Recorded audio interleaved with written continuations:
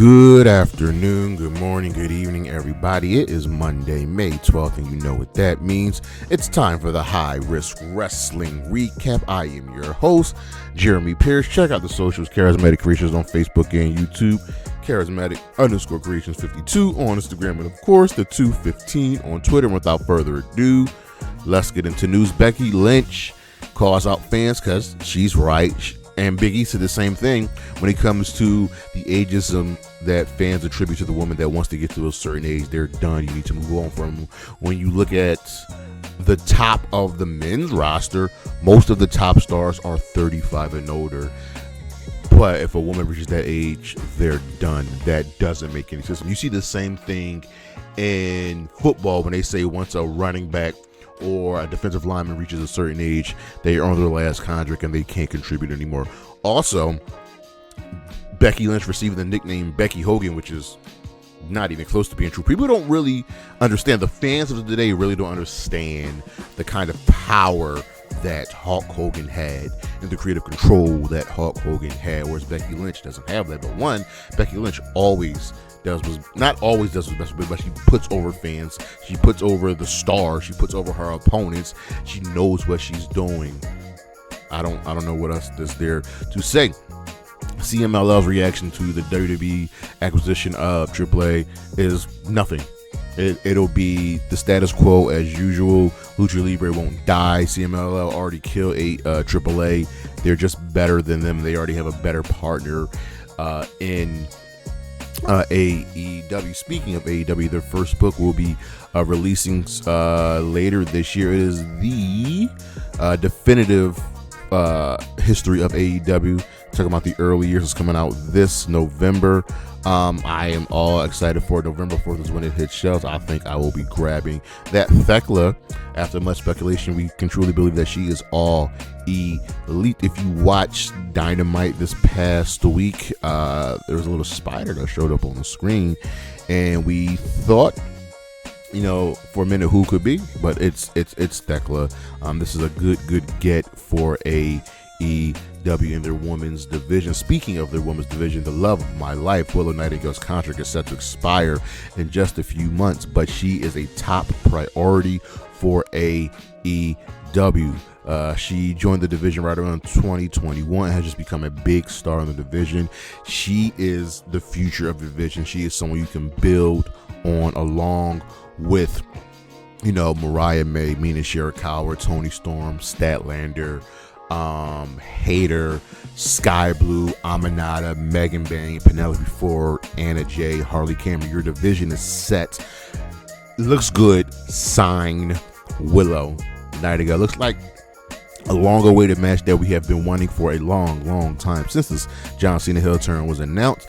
Looks like he'll be facing the man that idolizes him, R-Truth. We don't know when, but speculation is that it will be going down at Saturday night's main event at Backlash this past Saturday. Cena put Truth through a table at the press conference. We'll see where this goes. Looks like Jeff Cobb may be getting a new name. A trademark has been filed for JC Mateo, and looks like this might be the name for Jacob Fatu, even though he was referred to as Jeff Cobb on TV. Some of the things that have been said also has been the man once known as Jeff Cobb, so we shall see where that goes. Night of Champions is going down at Blood Money 28th, and CM Punk is advertised for that show, which is shocking because he has been vehemently against performing in Saudi Arabia, against the Saudi Arabian deal, and speculation is like, well, did he have a choice in the matter? It's been said that it's optional to attend, but the pressure is there, and it's really top pressure. Looks like the Evolution 2 plans have been changed. We're expecting this pay-per-view to happen. Looks like it's going to go down July 12th, a week later. Then the July 5th event is the all-women's event. And we just got to kind of wait and see what's going on. It looks like this was kind of spoiled by fanatics. And some sad news, a man that I grew up watching that was a big part of my young wrestling childhood, Sabu, has passed away. Terry Brunk, the man known as the homicidal, suicidal, genocidal, death-defying maniac, was a big part of ECW. He is one of the cornerstones of Extreme Championship Wrestling, holds a special place in a lot of people's hearts that grew up on this alternative brand. He was 60 years old. On the injury side of things, looks like Juice Robinson will be returning very soon after his very long injury layoff. If you remember, he suffered an injury at the Continental Classic and he was replaced by Commander. And the incident, happened on a routine sunset flip before a Styles Clash. Sky Blue is making her long-awaited return after breaking her ankle. She will be back this Wednesday on Dynamite. Lyra Valkyria might have suffered an injury. It looks like she has a broken nose. We'll see what goes down with her tonight on Raw. And Triple H has provided us an update on Drew McIntyre's condition after taking a really, really scary bump at Backlash. Looks like he's doing okay. He might have a minor concussion. We'll see how that pans out. But that is the news, and we should be right back with the week in review.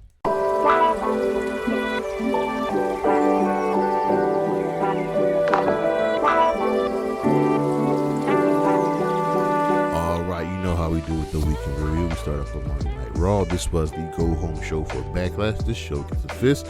We start off the show with Jey Uso, who wants to call out Logan Paul, but before he can do that, he is interrupted by none other than Paul Heyman. And Jay's like, yo, I never trusted you. I told my family to not to trust you. And Heyman was like, I'm in the wrong. And Heyman crashes out, but also explains himself beautifully exactly why he turned on CM Punk, exactly why he turned on Roman Reigns, and why he aligned himself with Seth Rollins. And he's not wrong in anything that he said. And he tells Jay that also Seth Rollins is coming for him. It's just a matter of when the match is going to happen. Jay's like, yeah, let's just do this tonight. Penta defeated JD McDonough. Grayson Waller gets Theory to replace him in his match after what happened the week before. So Theory loses to Sheamus. AJ Styles tells Dom that he's coming for the Aussie title, and Dom wants Finn to take care of AJ. The New Day, Chad Gable and Becky Lynch, all say what has been going on with them, how they've been disrespected is just wrong. Becky crashes out in the ring, explains herself, and just really puts things to paper how she saved Lyra, she saved Bayley, she's trying to elevate everything, and Lyra comes out. Lyra's been on fire since this feud started. Things that, you've been great, you've been the first, but you're not the first Intercontinental Champion, and you've done so much more, but you've been gone. While you've been gone, I've been doing great, and I don't need you. And they throw hands with each other, and Lyra drops her with the Nightwing. IYO SKY defeated Roxanne Perez in a fantastic match. Roxanne shakes her hand after the match, but it was just a ruse as Giulia jumped her and Roxanne joined in. What's her name? Rhea Ripley was in Australia, so there was no backup for IYO. We're going to get this tag match at some point. Rusev defeated Otis and continues beating him after the match. Cesaro steps in and ultimately fails. Pat McAfee and Gunther have a face-off in the ring, and Pat says, listen, Gunther, I know I'm going to die. I know I'm going to get murdered. But you've gotten solved. You're going to overlook me, and that's how I'm going to beat you. And Gunther's like, no, now you have my full undivided attention. In the main event, Jey Uso versus Seth Rollins in a fantastic contest ended in a no contest. CM Punk attacked Seth and Braun. Sami Zayn was there for backup. And then after the show went off the air, as Jay's going to the back celebrating with fans, Logan Paul punches him. All right, okay. The match itself was absolutely fantastic between Seth and Jay. Is starting to elevate Jay just a little bit more over on Dynamite. This was a fun show to move stories forward. This show gets a fist. We open up with Ospreay interrupting Hangman. Hangman, got a smile back, and he doesn't know why the fans cheer him. Or maybe, he's on the side of Angels again. Ospreay's like, nah, like, we get it. You're good. You're happy. We seen that smile, but this is not about your redemption. This is about my ascension. And while you've been doing all the bad things, I've been picking up the pieces and fixing your mistakes. Don Callis and the Callis family came out and tell Ospreay to stop. Hangman, he's a psycho. Hangman's ready to just go at him. And Ospreay stops, and there'll be a tag match next week. FTR and Stokely Hathaway stepped to Tony Schiavone, and we'll do the same thing to Nigel McGuinness on Collision. Tony Storm was an eliminator match against Penelope before Thunder Rosa and Anna Jay. Megan Bain came out and got involved to try to help Penelope before, but ultimately it failed. But Anna Jay and Harley Cameron took care of Megan Bain. I'm fine with these eliminator matches, but someone's got to win. Like, you just can't have. And this is a fatal four-way. So Tony has won like 3 straight eliminator matches, and she's going to be in another one on Dynamite. She's probably going to win that. Something's got to give with these eliminator matches. The Hurt Syndicate won new challengers, and out comes Top Flight. The Crew was in the crowd watching on, but MJF attacked Top Flight, and what the Lashley said, listen, I hurt people. Lashley tells him Jeff will give him an answer next week. Ricochet asks the Bucks to follow his lead for the tag match, as he's beaten Swerve already. And as the Bucks are going to the locker room, the Death Riders were in there waiting for them. Nick Wayne retains the Ring of Honor Television Championship against Rhino. Christian dropped the title on the ground, disrespecting Nick Wayne again. Roosh says he's coming for Kevin Knight. The Bucks and Ricochet beat Swerve, Mark Briscoe, and Speedball. Swerve let his anger get the best of him, and that's why he ended up taking the pin. MJF tells Ospreay that they'll do it again because he's not finished with them either. Jamie's hater interview, which is really good, talking about she doesn't have the prestige and the power, the glitz and the glamour of Mercedes, but she's got the heart and all those good intangibles. It's interrupted by Mercedes Moné. Jamie, chases her out to the crowd, and Mercedes escapes a haterade, but ultimately Mercedes ends up locking her in the bank statement, money banker. Name of the submission move. Willow Nightingale wants to finish off Marita, and then she's approached by Stat, and Stat looks like, yo, you won't talk to me in private, so we're gonna do this in public. And Willow's like, listen, I know what you're trying to do, there's nothing left to be said, but you want to handle this? We can handle this business in the ring. So we'll have a match on Collision. Roosh attacked Kevin Knight before his match. He was an eliminator match against Okada. Okada ended up beating him, and Speedball made the save after the match. The Don Callis family will face the Outrunners in another duo on Collision, and in the main event, Samoa Joe defeated Claudio Castagnoli. The Riders will try to attack him, but Hobbs backed them up, and Joe dropped Claudio just like how Claudio dropped what's that boy's name? Hook. So once again, people are fighting back against the Death Riders. We will see if that continues, because the steel cage match is this week over on Impact. This was the Rebellion Fallout show. Trick and Williams and Joe Hendry end up brawling. Lei Ying Lee defeated Rosemary Santana, and Trick have a confrontation backstage. And then Sammy Callahan, First Class all exchange words. There's a tease of Maggie Lee's makeover. Laredo Kid and Octagon Jr. defeated the Great Hands. Ali attacked them after the match. Laredo Kid and Octagon Jr. that is, and made this. The Rascals made the save. Ali then ended up defeating Trey Miguel. Indy Hartwell's officially here. Yeah, this is really, really good news. And also TNA signed 2 more knockouts. That would be Harley Hudson and I believe Myla Grace from Stardom. Matt Hardy will have to find a new partner to face the Nemas when they go to Canada for their next event. Victoria Crawford won her debut match, which was squash. Masha Stamovich came out to confront Victoria, but she was attacked by Tessa, and a tag match was made for next week. So it'll be Masha and a partner of her choosing versus Victoria Crawford and Tessa Blanchard.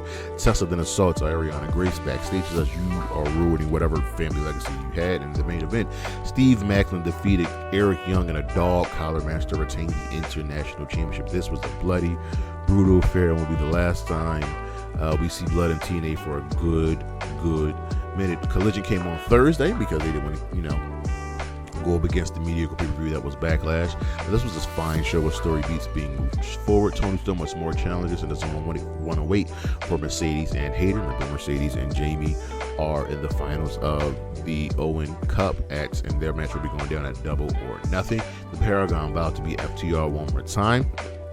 They lost their last 2 out of 3 falls, but they're also confronted by the grizzled young veterans. Where have they been? Ricochet defeated Angelico, and then chides and attacked Zach Gowen. Zach had stepped in to help the security, and he got beat down for his troubles. And Ricochet took his leg. Ricochet took Zach Gowen's leg, and guess what? They're going to have a match on Collision. Dynamite Beach Break this Wednesday. The Don Callis family ended up defeating the Outrunners, AR Fox and Bandito. AR Fox looked great here. Joe Moxley is focused on Joe. He's not scared of him. He respects him as one of the most dangerous men in wrestling, but this is where he wants to be. Anthony Bowens defeated Lee Johnson, the Gates Evag, and he called out the Learning Tree in a brawl and ended up brawling with them. Mega Bane and Penelope Ford will fight Harley Kimmer, Anna Jay. Please, can I get a women's tag team street fight? We know how those go down in AEW. I need to see Harley cameras up for the test. We know Penelope and Anna are. Statlander ended up defeating Willow Nightingale after Marina Shafir attacked Willow. The AEW wrestler stood because Wheeler came out with the distraction. I think this was the only women's match on Collision, and that's not good. We used to get at least 2 women's matches on Collision. Got to fix that. Sky Blue is making a return. Josh Alexander, and Kenosuke Takeshita defeated Eva Uno and Alex Reynolds, who got the jobber. And Speedball Mike Bailey defeated Listico as Roosh looked on from the stage. And in the main event, Dax Harwood beat Daniel Garcia by DQ after Nigel McGuinness had enough of being chided and kind of just, egged on. But he ended up standing tall with Daniel Garcia and Daddy Magic over on SmackDown. This was the Backlash Go Home show. This show gets a fist. LA Knight and Priest will try to have each other's backs for the tag team match. They ended up beating the Bloodline and then immediately started a fight in which each other, which ends up with Jacob Fatu laying them both out, but then Jacob gets laid out by Drew McIntyre. Truth supports Cena, and people are like, why? Because it's Truth. Drew McIntyre vows to win at Backlash. Aleister Black is the consequence that the company needs. Zelina Vega and Alexa Bliss defeated Piper Niven and Chelsea Green. This was Alexa Bliss's return after just disappearing after the Elimination Chamber. Legado del Fantasma jumped Rey Fenix, so a tag match is laid for later in the evening. The fans caused Charlotte to crash out. I've been saying crash out a lot.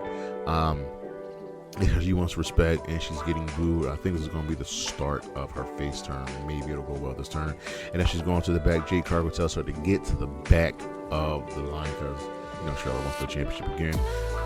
And then in the back, Alexa tells Charlotte that she's leaving, that she wants to have a chat with her after Nick Aldis couldn't convince Charlotte to stay.